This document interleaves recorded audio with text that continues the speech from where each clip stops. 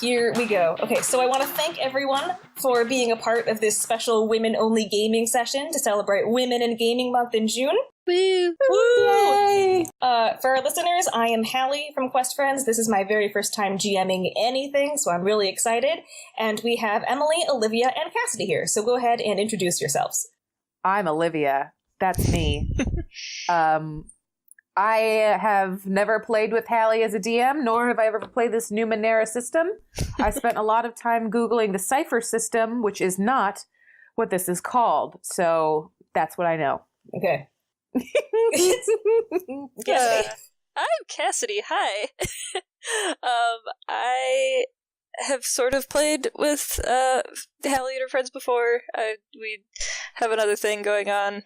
I'm more familiar with traditional D&D 5th edition, so Cypher confuses me, and Numenera confuses me even more. But I do my best, so I'm excited. I'm Emily. I play Ellie on Quest Friends with Hallie. And I think that Cypher system is the best, because that's all I play, and I think it's easier. This podcast brought to you by Cypher System, both its enthusiasts and its newcomers. It's the perfect mix. If everyone is ready, we can start pull up your character sheets. By the way, Cassidy, is your character's name pronounced Aerith or Eraf? Aerith. Aerith, okay. And it's Zindal? Zindal, yes. Okay. Aerith Zindal. Okay, so, if we're ready, this game takes place in the seaside country of Anquan. There are seagulls, yes. All right. The opening is here in the mezzanine courtyard, which is the immaculate garden directly in front of the Invisible Palace, ancestral home of the Brackleberries, the ruling family of Anquan. Because the palace is invisible, the extravagant mezzanine courtyard looks just a little out of place, with its grand statues, giant fountain, and flowering archway denoting a path that leads to what looks like nowhere. Also out of place are the various stalls and booths set up in the courtyard, and the merchants screaming out their wares. The calls you hear are mostly for cinnamints, triangle squares, and snapoas, which you, Aerith Zindal, would recognize as the names of the cookies made and sold by the Knights of Anquan in recent efforts for peacekeeping and fundraising. Two booths across from each other have been arguing about which cookie is better, cinnamints or snapoas, for the last 5 minutes. The Snapoa's booth representative suddenly yells, "What do you mean you haven't tried one?" and throws a box across the courtyard at the opposing booth. Aerith, you are standing directly in the middle of these booths, so roll a speed defense. Oh, jeez. I'm not prepared for this. Civil unrest. Do I add anything to that? Let me double check. Because it's pretty bad. Nope. It's not one you're necessarily proud of. You all know effort. Well, effort, you can apply part of your pool to putting more effort into the task to succeed. Normally you have to specify before you roll. I will let you add the effort to it, though, since it's the first roll. It's definitely not worth it. I rolled a 4. You rolled a 4? All right. Well, it smacks you in the head. That's fine. I don't even react. You're just standing there? Yeah. All right, well, smacked in the face. Don't worry about it. Luckily, Madeline Jeffer James, head of the Diplomacy Division of the Knights of Anquan, and your partner in several former interrogation cases, is next to you. Mm-hmm.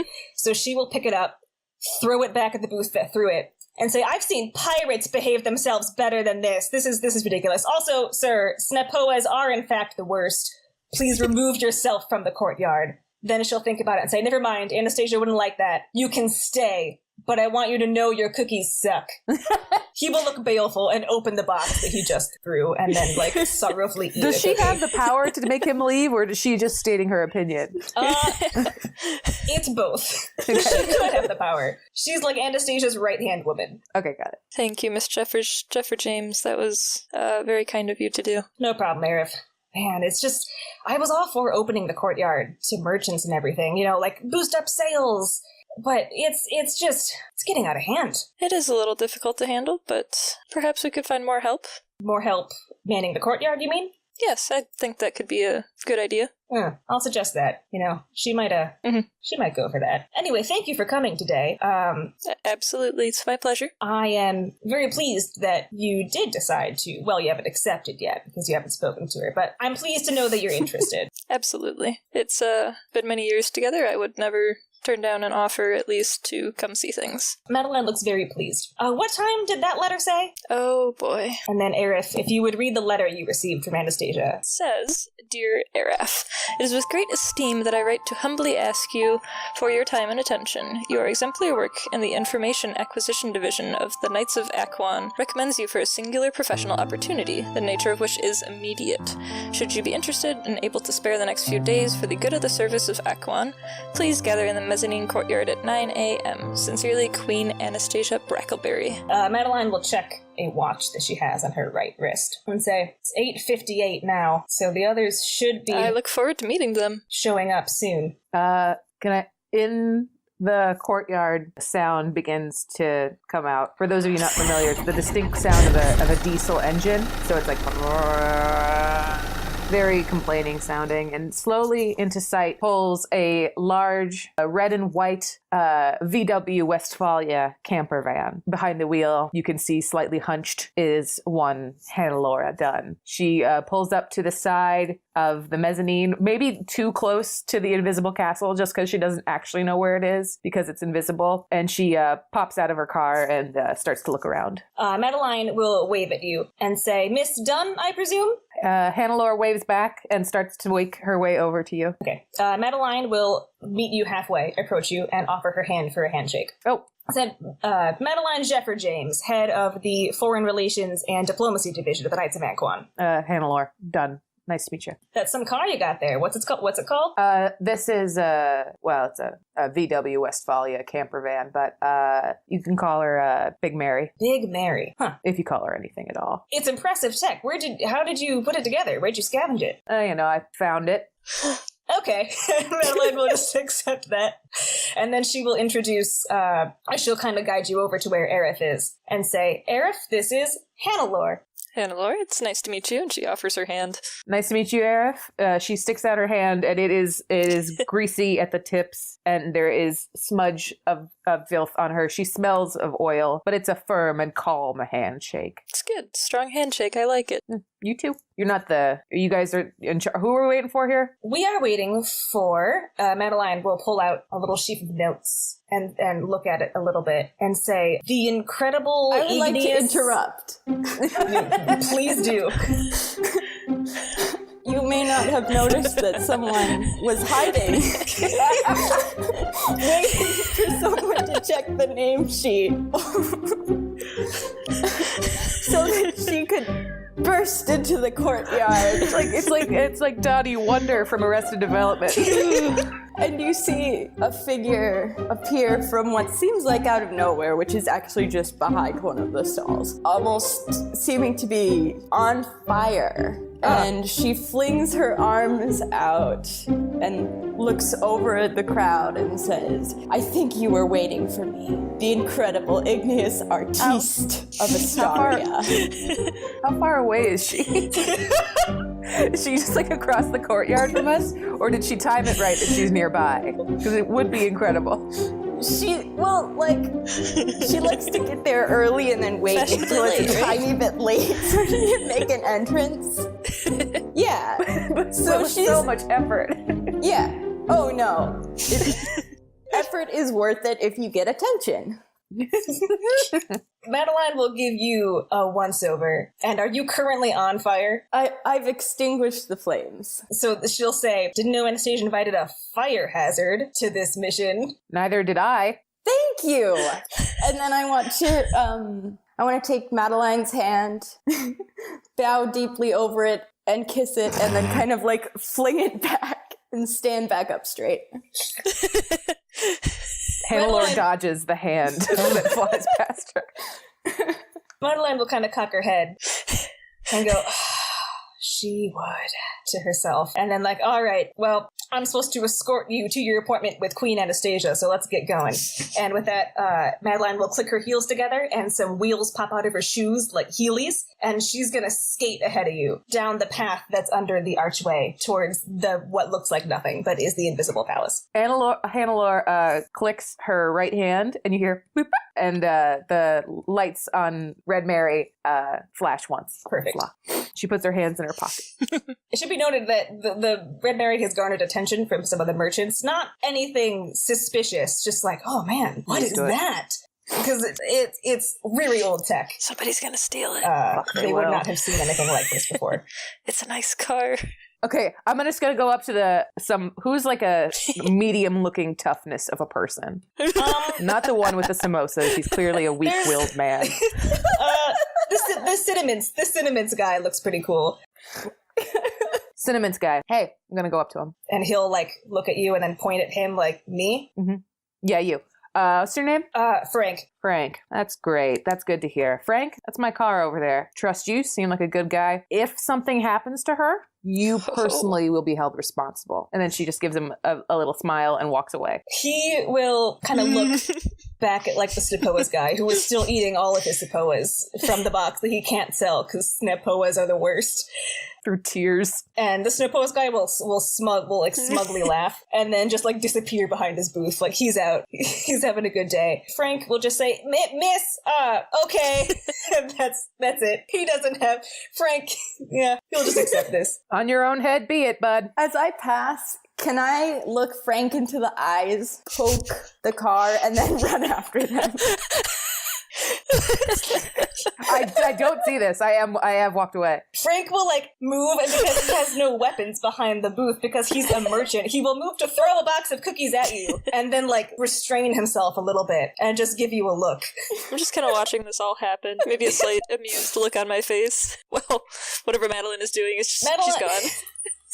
Madeline's a little bit ahead of you, but she's going to come back and like, come on, guys, let's go. All right, so she will lead the three of you under the arboretum and along the path that leads nowhere. It's not too long until you reach two guards standing to either side of what is probably the entrance. They nod to Madeline, and you hear the sound of a drawbridge. Although you can't see the drawbridge itself, you can tell it's being lowered by the fact that a foyer is being revealed before your very eyes, as if someone was painting it from top to bottom. Once the foyer is fully there and the sound stops, Madeline will usher all of you inside. And then once you're inside, you'll hear the drawbridge being raised again behind you, and then like the outside world vanishes. Inside it looks normal. You can't like see outside or anything. It's just a nice foyer. And then she's already zooming across the foyer towards an ornate door on the other side.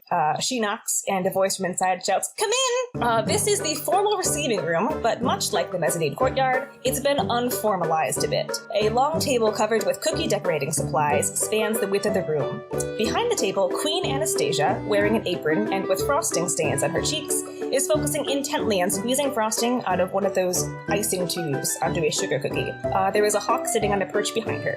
She'll greet you like, "Hi, sorry, Colleen and I were done just a sec, just wait just a sec." And next to her, another worker, who you assume is Colleen, is packing up the finished cookies into an ornate box. As she ties up the box she was just working on, she absentmindedly takes a cookie from a cooking sheet and moves to take a bite out of it. The next part happens very quickly. Anastasia notices because she happens to glance up, and in one swift movement, she squeezes out the last of the icing and then throws the now emptying tube at Colleen so that it knocks the cookie out of her hand back onto the cookie sheet, and the icing tube will hit the opposite wall where it reverberates like a dart in the bullseye. And Anastasia was like, "Colleen, we've been all over this!" And Colleen was like, I'm sorry, just forgot. It was a slip, I'm just really hungry." And Anastasia says, "I already made you cookies! If you're hungry, go eat those!" "Oh, you did?" "Yes, check your mail cubby! You never check your mail cubby!" At that, Colleen will smile and then just run out of the room. So then Anastasia will shout after her, "They're butterscotch, your favorite!" Then she turns back to all of you. "Oh, sorry about that. Thank you all so much for coming. Sorry about all this mess. I've been getting everything ready. A unique opportunity has presented itself, and I hope after you hear me out, you'll all be willing to accept." Yes. After you hear me out. It's nice to know that you're energetic, though. I really appreciate the enthusiasm. Okay. Hannelore puts her filthy hands in her pockets and looks very nervous because the woman was just almost had a dart of frosting through her forehead. That's fair.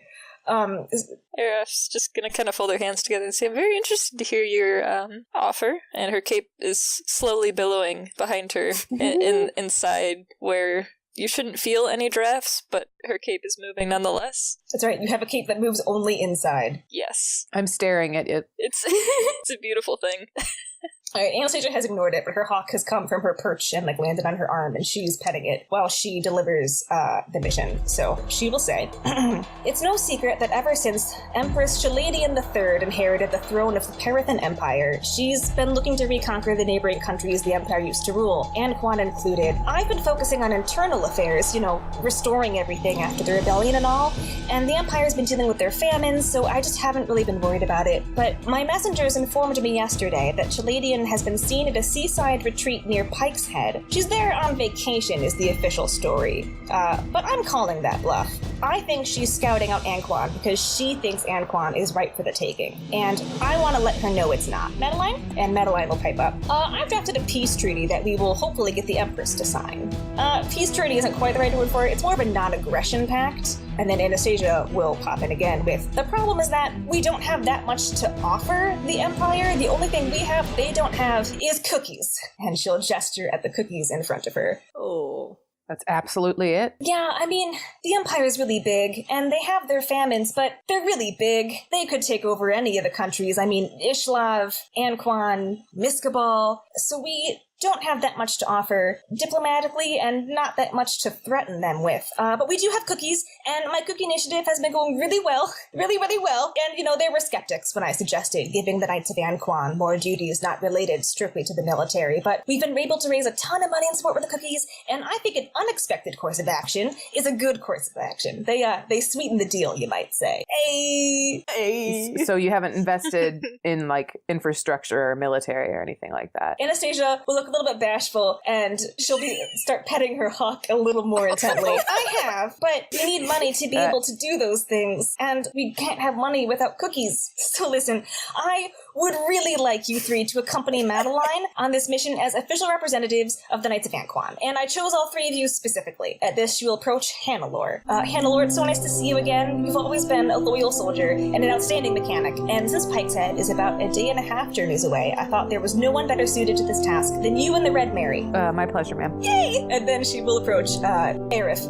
Aerith, I asked Madeline for a recommendation from the Information Acquisition Division of the Knights, and she didn't hesitate before recommending you. From what I understand, you're an invaluable member of the department. That's what I've been told before, too, and I would be happy to help with this mission. It sounds right up my alley. Perfect! And then finally, she will approach Ig. You performed at my cousin's 6th birthday party last year! You were great! Gosh, I love magic. I think diplomatic missions could really benefit from an entertainment aspect. Will you go? I think so too. Some of the greatest parties I've performed at are parties that I haven't been invited to. So I have a whole nother edge of entertainment prowess when I've been invited to this mission. I think we've got this. I think so too. And between you and me, that party was really lame before you showed up. And Laurie's just stroking her eyebrow, trying to get a grip on the situation. You always light up my day. I'm so glad you're all accepting, Anastasia will say. And her hawk will take off and circle around. Not in a menacing hawk way, just in I have excess energy, casual hawk way. I'm watching it go. Before you go, I have some things to give to you that will hopefully make your journey easier. And now is time for the cipher presentations. So ciphers are one-use items that are just really old tech. People normally in the ninth world cannot figure out what they do. You have an idea, but they're just these cool one-off items that are usually more powerful than normal weapons. So I have 9 here. You each get 3, and you can call them. There is a small potion called Cat's Eye that grants the ability to see in the dark for 8 hours. Ooh. There is a time dilation module, which is like a wristwatch, and that... Hang on. I already kind of want that one, even if I don't know what it does. That means you move at almost instantaneous Oh my gosh. speeds when you swing a weapon, and it modifies attacks by 2 steps in your favor. There is a living solvent, which is... That sounds terrifying. It is! What is a living solvent?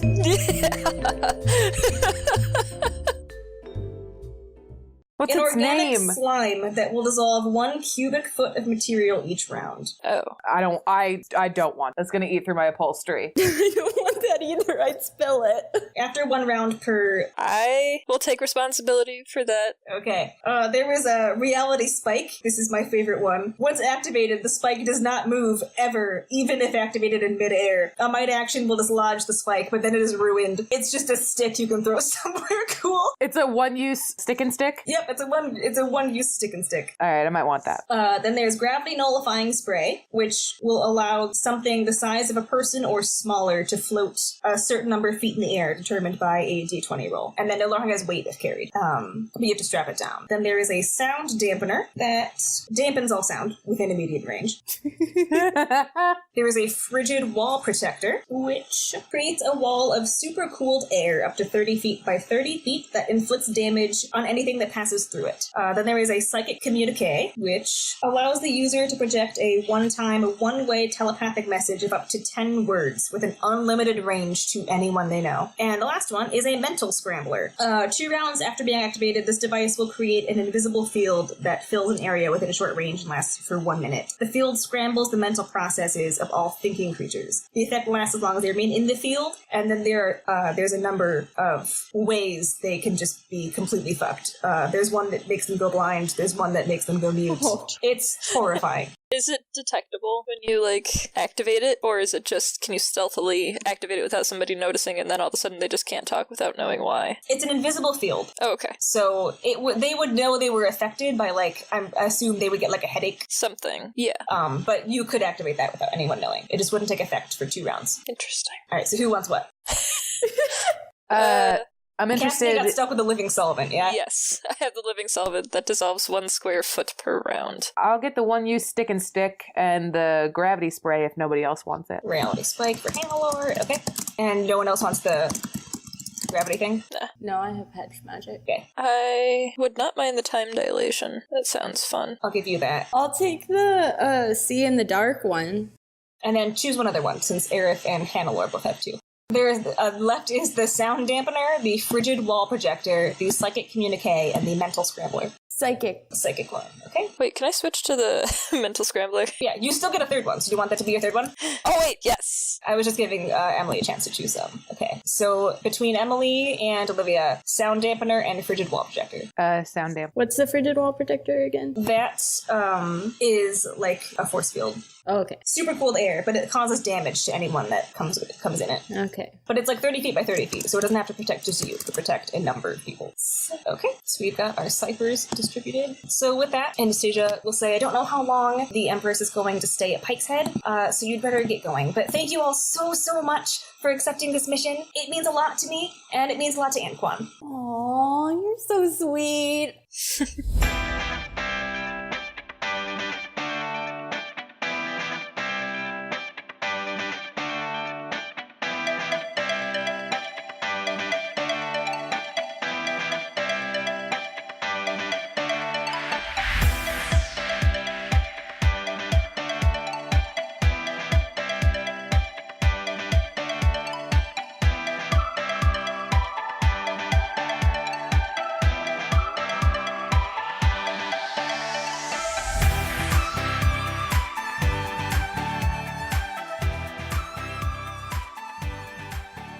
it is I, Hallie, today's GM, giving you your announcement break because this is a special woman-only episode of Quest Friends. This episode was originally supposed to air in June for Women in Tabletop Gaming Month, but the session took a lot longer than we thought it would, as often happens with role-playing games, so you're getting it in September. But the good news is that now it's going to be a multiple-part miniseries, so we all win, really. Your call to action this week is to check out our Tumblr. I know that's been the call to action before, but we really love getting asks, so specifically we're asking for asks. Any ask that is not about Hopper and Lorraine is a good one, so just avoid the Stopper ship and we're good. Speaking of Stopper, the next episode of the main campaign will be released on September 17th, and the next episode of The Cookie Crew will be released on September 24th. So I'll see you then.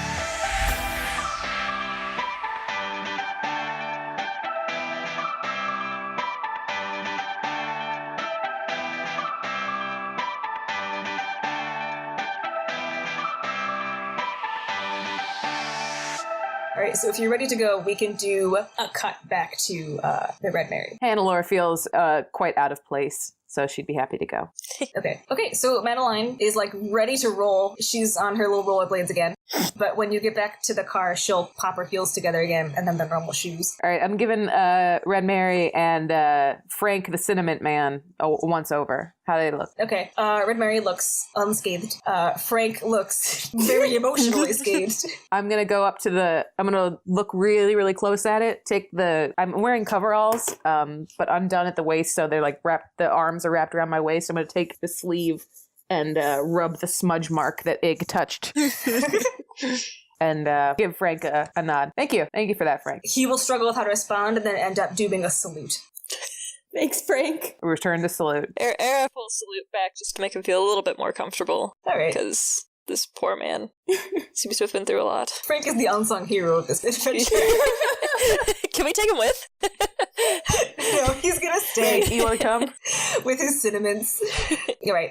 So Anastasia gave you several boxes of the ornate cookies that she self-made for the Empress. And then you also have a bunch of boxes of like the normal cookies, the cinnamons and the triangle squares and the snapawas. So now the map that Madeline has that has your route has you traveling down the coast because that connects Glavis, which is the capital of Anquan, to the seaside retreat that the Empress is reported to be at. So, if everyone's okay with it, we can do a cut to travel time. You are all in the Red Mary? Not quite yet. Okay. So, as I imagine Hannelore's carrying most of the boxes. I think she's a very tall woman, and she's very strong, so okay. She's loading them into the back. All right, folks. Few simple ground rules. It's not that complicated. You don't eat in my van. You don't wear wet shoes in my van. You act proper in my van. We should all get along fine. Do these rules qualify in the case of an emergency? TBD. Fair enough. Probably not, though. Probably, though. How do you feel about open flames? Very negatively. Okay, just making sure. It's important for you to know that fire ruins things, and fire will ruin my car, and then we'll have an issue. So also in an emergency, flames are still not Not in the van. There is a cooking area that we will use only when we are not in motion. She clicks her hand again and the door opens and she gets inside. I'm driving. Obviously. No one's gonna fight you on that. Well, they might. No. No. Madeline won't. You should drive. Drive away. Alright, it's a pretty easy drive because you just have to follow the water. There's like a bay between Glavis and Pike's Head, so like it's called the Kellen Bay. You can just literally follow the Kellen Bay as long as it's on your right. You are good to go. All right, Hannelore puts on some music, and it is the best of Dolly Parton. Perfect. Madeline will say, "Who is this Dolly Parton?" She's a national treasure, is what she is. She sounds old. Yeah. Madeline's called Shotgun, by the way. If no one, even if someone else has, she's called Shotgun. You just like launched yourself into the shotgun seat. I'm in the back reading a book. Okay. All right, everybody, is everybody buckled up? Just give a thumbs up. Madeline, what about you? Yeah, I'm buckled in. Okay, it's very important. Miss Ig. I'm gonna mutter, she's not buckled up. Traitor! We're not allowed to break the rules. You need to buckle up, Ig, even if you don't care about flying through the windshield. I do. In the event of an accident, your body becomes a projectile that will ruin my interior. Fine. How long is the drive? It's about a day and a half, so we'll need to camp out in like 6 to 7 hours when the sun sets. Okay, well, I'm gonna probably need to pee in like a half an hour, so. We'll break every hour. It's the rules of the road. You just have to hold it. You'll be fine. Mandalore's very rude. I'm so sorry. What if it's an emergency? What if it's an emergency? She just turns up the volume on Dolly Parton. You know, I like Dolly Parton. Good. Gonna hear a lot of it. All right. Once you are on the road and like fully coasting at a reasonable speed of what I imagine to be approximately 45 miles an hour, maybe 60, because it's not like a road because it's Numenera, but it's like decent. You know, it's not like you're driving through the woods. The Red Mary is trucking. She is as steady as a rock. All right. Despite being very old. She's having no problems with the road. While you're trucking, Madeline, who has kicked her feet up on your dash, like so, is going to ask, so any of you ever done anything like this before? I reach over and smack her feet. Ow! These were really expensive shoes. Don't do that. It's a really expensive van, isn't it? I don't know. You just said you found it somewhere. I'm going to pull over. This was so quick. And I'm going to look up and say, that was actually quick. Anybody else want to sit in shotgun? This isn't working for me. You, Aerith. Me? You want to sit up front? You seem like a reasonable and non-filthy person. I suppose I can, but I won't be talking much. I'm just going to stare at Madeline until she gets out. And she'll get up. Well, I mean, if we're already getting out and changing around seats, can I come sit up front? Yeah, you got 5 minutes. Make it count. Can I sit in the middle? It's bench seating, so you could sit. Gonna defer to Hannelore. I would, in an ideal world, all of you would sit in the back. Fine, whatever. Just go pee quick. We gotta get going. No, I don't need to pee. I want to sit up front, but like in the middle so I can stand up if my legs get tired. You can stand if your legs get tired. Yeah, like I'll kind of crouch so I can look out the front of the car. You gotta be buckled up, man. I don't know what to tell you. Fine. I'll sit in the back. Okay, Aerith. Aerith. It's all you. I know it's a stranging name, but thank you. All right. I continue to drive. So like I was saying, Madeline says, and have you done anything like this before? I've worked with Aerith, and she's great at interrogation, but I know that you never sold any cookies. No, frequently when dealing with the enemy we were trying to extract information, not give gifts. So this will be slightly new, but I'm familiar with neighboring countries. I sell shit to people all the time. Usually it's metaphorical, but I feel like I can handle this too. I myself, I'm a mechanic. I'm not a salesman. No, I've never specifically driven a carton of cookies made by the Queen, peace offering. Thought not. So wait, so I'm like basically the expert here. I wouldn't say that, Madeline says. Remember... Hannellore's hands are gripping the steering wheel.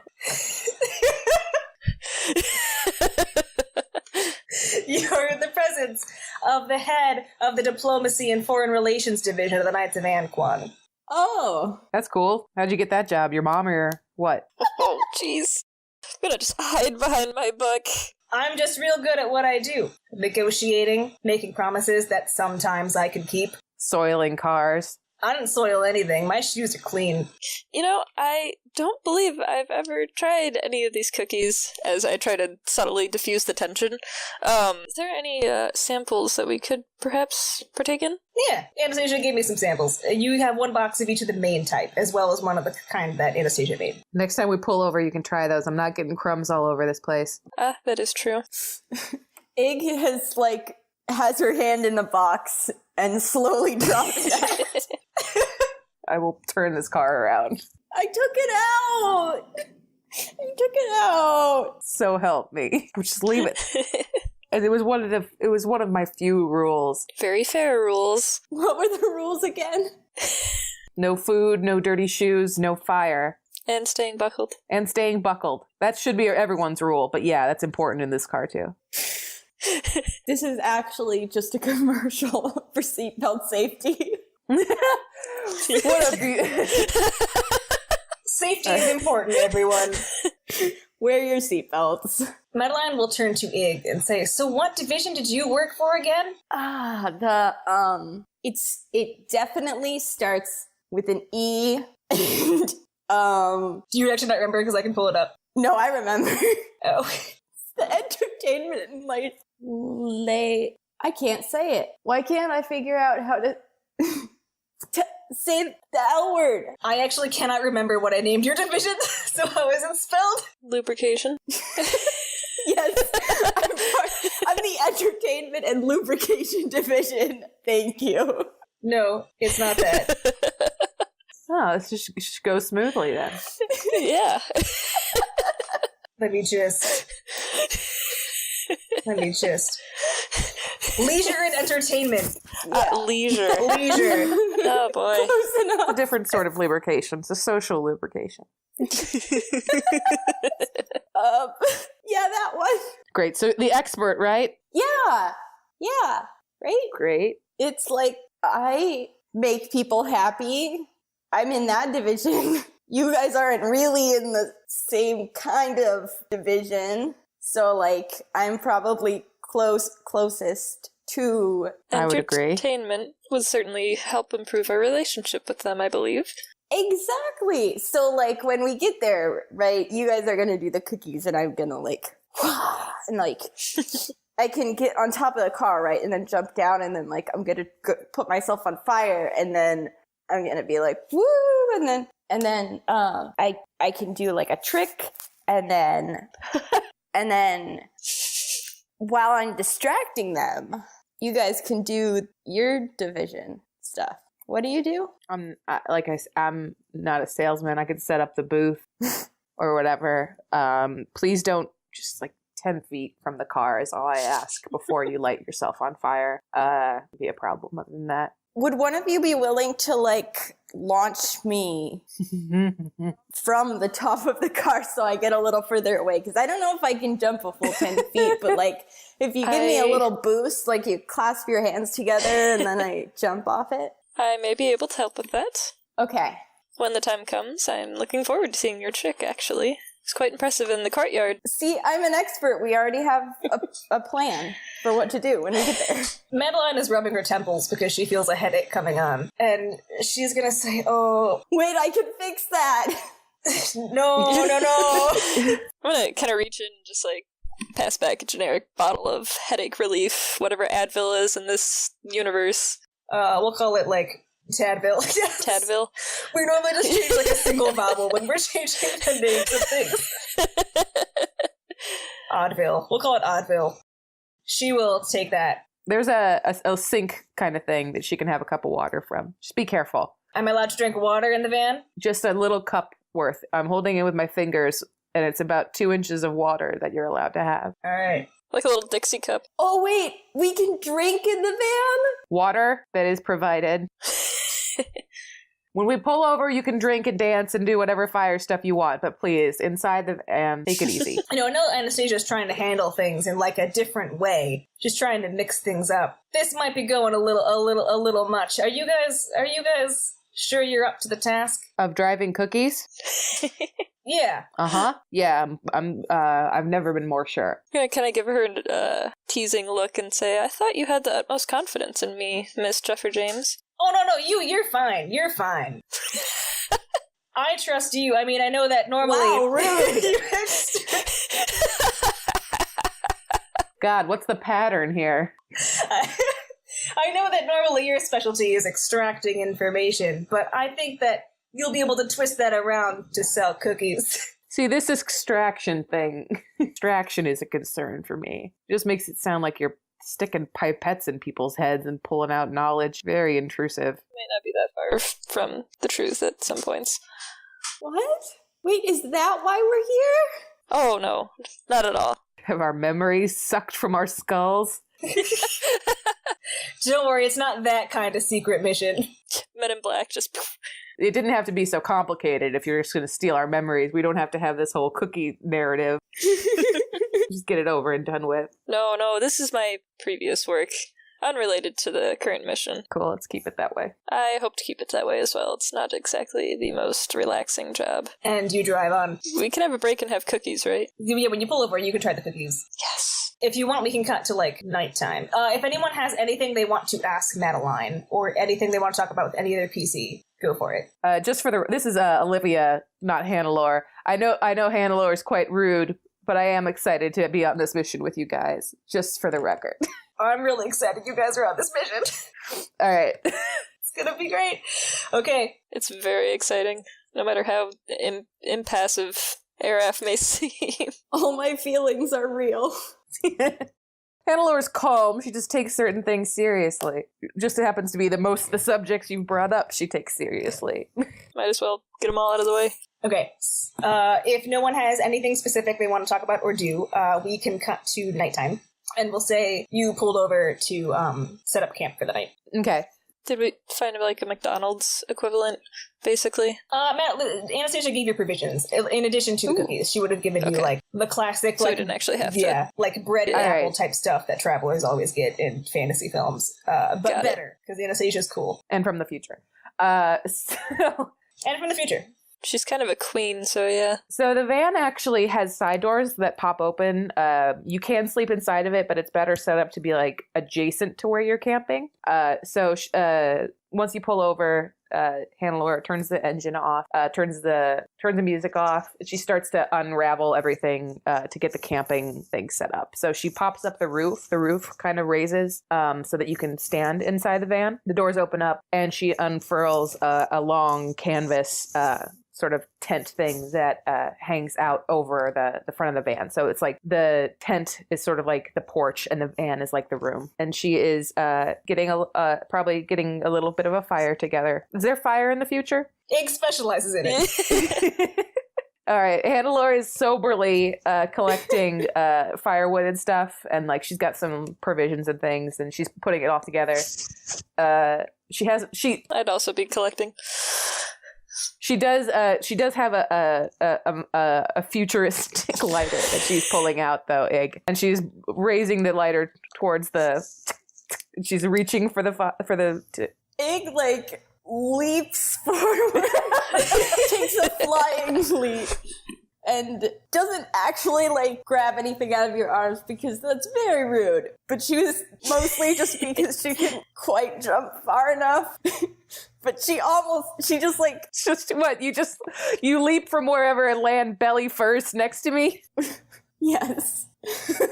Wait! Yes? Wait, no, I'm good at this. Can I do the fire? Yeah, I guess. She puts the lighter back in her pocket. You've just made Ig's life. Will I need to roll for this? I'm just double checking your sheet. Are you just trying to, like, light the fire? Yeah, it's all dry kindling and stuff. I didn't mess around. Okay. I'm gonna say you can just do it. Okay, awesome. I would like to kind of do an awkward flail whip. Still laying on your tummy? No, I've stood up with a flourish, of course. Dusted myself off. Of course. And as I do my awkward flail, I whip what you would recognize as like a conductor's baton. I'm gonna whip it out of my pocket and point it at the kindling. The tinder. The wood pile. Tinder, yeah. And light a spark. It'll just light. I would like to clarify that I did not actually use the conductor's baton to channel my magic. I just used my hand, but I just wanted to look cooler by using the baton. You just had it out. Does Hannelore notice this? Great. Yeah, you would notice this, Hannelore. She's doing it in front of you. I don't actually have a magic wand. That's clearly a dipstick. It's fine. I dip it in things all the time. That was an impressive bit of magic. Thank you. If you ever want any magic ever, I could do it for you. I will definitely keep that in mind. You're so eager. Sorry, it's so funny. All right. Do you want me to show you a trick? What kind of tricks do you have? I am not paying attention, by the way. I'm just continuing to set up the fire. Yeah. Just meanwhile, I'm just like elbowing Madeline out of the way and getting I'm fully invested. getting the fire set up. Yeah. I want to do a card trick. Oh. And I am trained in card tricks. You are trained in card tricks. However, because card tricks can sometimes go wrong, you will have to roll for this. Yes. Card tricks is a skill? Card tricks is a skill. Roll. One that Ig has. What a journey we're headed on. I rolled a 16. 16? Yeah, what card trick are you trying to do? I don't know any actual card tricks. Is it like a guess your card, or is like a card now behind Aerith's ear or something? That one? Okay. So Aerith, you will feel like a plasticky substance suddenly behind your ear in your hair. It's a little concerning the way you phrased it, but yes. It's fine. It's fine. Gonna, reach back and I guess pull this card from behind my ear. Ig is gonna clap like you did the trick.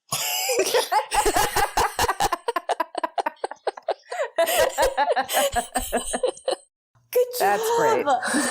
You're like Wow, that's actually quite incredible. Thank you. You're a magician just like me. I wouldn't call myself a magician, but... And then, because I am fully invested in impressing this person now, She's found I a would mark. like to roll to use my hedge magic to make the card fly around a little bit. All right, give me a roll. 15. Yeah, it's flying. Thank you, rollthedice.com. And then I want to pull out of my bag my oddity. Not the horrifying one, but the other one, which is spectacles. The good one. The one that isn't. Good God. Oh, jeez. It's a severed hand. What did you do, It's you're Ig? close. No, it's You're not a close. severed hand. It's worse. No. A severed head? No. Anyway, my non-horrifying oddity is there's spectacles that produce a fake image. So if someone puts them on, they see things that aren't there. So I'm gonna pull them out and say, "Here, wait, put these on. Look at this. It's like the best magic ever." And I don't even do it, but it's kind of my thing. I will hesitantly take them, put them on. What do I see? I don't know how that mechanic works. Hallie, do you choose? I definitely thought of this mechanic beforehand. It's kind of like one of those, we read on this flavoring, right, Emily? One of those, shutter things, and you can press the button, and then, a different picture shows up. So it's kind of like that. But for you, the pictures are moving, as if they're, in Harry Potter. Whoa. So you will see a dinosaur that is curiously next to a butter churn. Just, Chilling? poking it. Yeah, it's, investigating it. Dear God. I think it might tell the future. That's a possibility. Within the realms of possibility. Have you ever seen this sort of creature before, or is this just, it's interesting. I'm gonna just hand them back and, try not to betray what I'm feeling with my facial expressions of absolute confusion, but Just play it cool. I'm gonna, try to continue to look pleased. I think Ig notices just a little bit, but she's not gonna let you know that she's noticed. Yeah. Yes, it's all polite. But she will go ahead and say, actually, this is all very impressive. Do you know when you learned that you could do all these things? The fire is getting hot enough that I'm preparing to put food on it. There's some beans and some hot dogs from the future. Excellent. Well, that's wonderful because I didn't think too much about my backstory. So, as I am asked that question, wow, food! It's not ready. It's not ready. But I want it! It looks ready! Just wait. It's not ready. You just hold your horses. Sit on your hands, okay? She sits on her hands and stares. You're doing great. All right. Because they're futuristic hot dogs. We'll call them hat dags. We're changing a single vowel in all of our words. Oh, jeez. The Vieners. Hat tags.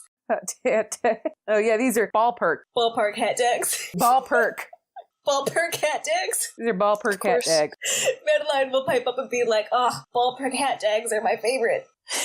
Well, they're my second favorite. Mech and shoes is my first favorite. Oh, okay. Can't have everything. Here, Madeline, here, hold the plates while I'm taking the hot dogs off. So I'm putting them on the plate on her hands. Ketchup? There's about, I'll say there's about 7. You got buns? Yes, I pull out a sack of buns. They're slightly dented, but they are fine. Oh, jeez. They're actually called buns. They're slightly green, but they taste exactly like regular hot dog buns. How about, condiments? ketchup? Yeah. There is a small, it's like military rations of condiments. So like the ketchup packets and stuff are like, she's clearly scavenged for these like at other restaurants. So it's like little packets of ketchup and little packets of mustard. Like how you take packets from like Wendy's. Yeah. It's Wandy's, McDarrell's, and that kind of thing. All right.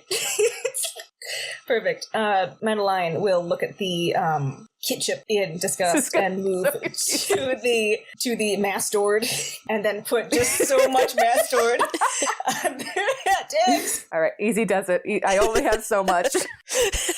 Because mastord is the proper way to eat a hat tag. Yes, that's an opinion. All right, she offers them to the rest of y'all. Do you want one? Yes, I grab it, realize it's hot, and just like look at it like it's kicked me for a second. I'm gonna snag it out of your hand and put it in a bun and then hand it back to you. Thank you. It's hot. It'll burn. Fire makes things hot. Thank you. Shouldn't you know that?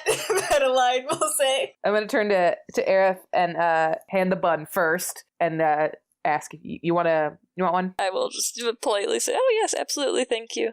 Go ahead, take my bun, my hat tag, or my bune. Oh, scheisse.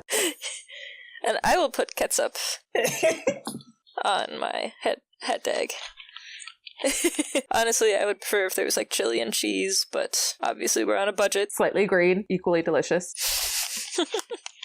It's military cheese. You're welcome to it, but you can do the shopping next time. All right, bud. All right, I cover the this is sorry, this is elaborate, but I'm covering the hot dogs with tin foil, and the beans are almost done. Everyone has their own little can, and pass them to everybody like with little wrappers around them, like little cloth socks almost. Oh, jeez. And then I'm very carefully to egg, this will burn your mouth, so just be careful. And everyone has a little fork. There's a little metal fork. It's more like a spork, really. A spirk. It's from the future. I don't think that's a copyrighted thing, but... Are there smears? Smears? Smears? There are some. There are also nap currents. I think they probably just have napkins. Napkins? We don't need... You don't think that needs to be like updated? Like there's not different napkin technology in the future? It's a long time, guys. This is a big timeline. I thought it was a copyright thing.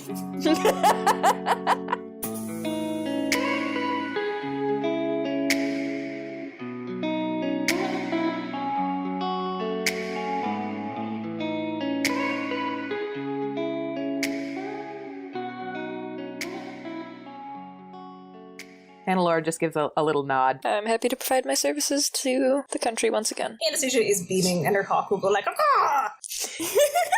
Oh, look at that. Make hawk noises. I don't think hawks go caca. This hawk does. That's a weird hawk. It's sickly. Yeah, it's got a cold. It's fine.